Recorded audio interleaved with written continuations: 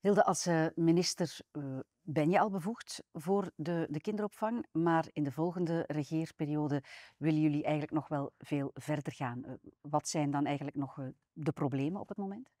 Wel, we komen natuurlijk uit heel moeilijke tijden in de kinderopvang. Tijden waarin de werkdruk enorm groot was en nog altijd is voor mensen die in de kinderopvang werken. Maar langs de andere kant zijn er natuurlijk de ouders. We willen graag dat mama en papa fulltime kan werken. Maar dan heb je natuurlijk betrouwbare, kwaliteitsvolle kinderopvang nodig voor je kindje. En dat is misschien wel de allergrootste uitdaging. De komende jaren nog extra plaatsen vinden op uren waar mensen moeten werken, dus flexibele openingsuren.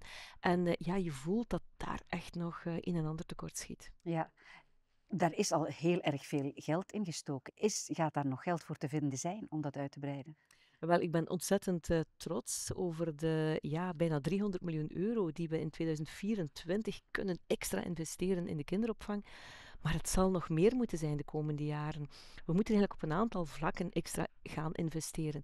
Eerst en vooral moeten we zorgen dat er meer plaatsen komen. Je zou eigenlijk elke ouder die behoefte heeft aan kinderopvang voor zijn kindje een plaats moeten kunnen aanbieden. Dat Mhm, is vandaag nog niet het geval, dus er zijn nog mhm. duizenden plaatsen tekort. Maar daarnaast merk je ook dat we mensen tekort hebben in de kinderopvang.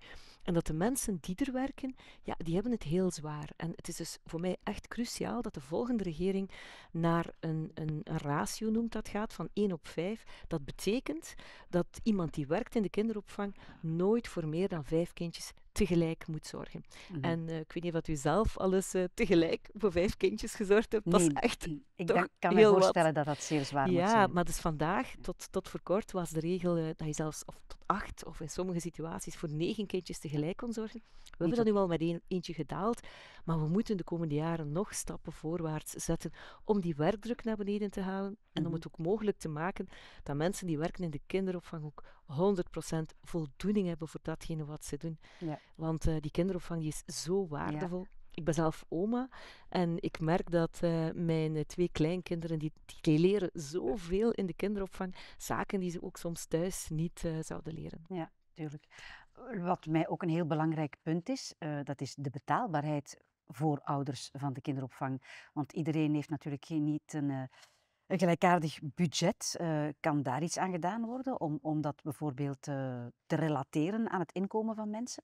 Vandaag is het zo dat we eigenlijk al geëvolueerd zijn naar 80% van de plaatsen waar mensen betalen voor een inkomen. Maar als het van mijn partij, van CD&V, afhangt, dan moet dat 100% worden. Dat betekent dat elke ouder die zijn kindje naar de kinderopvang brengt, dat die betaalt volgens zijn inkomen. Dus mensen die een groot inkomen hebben, betalen iets meer.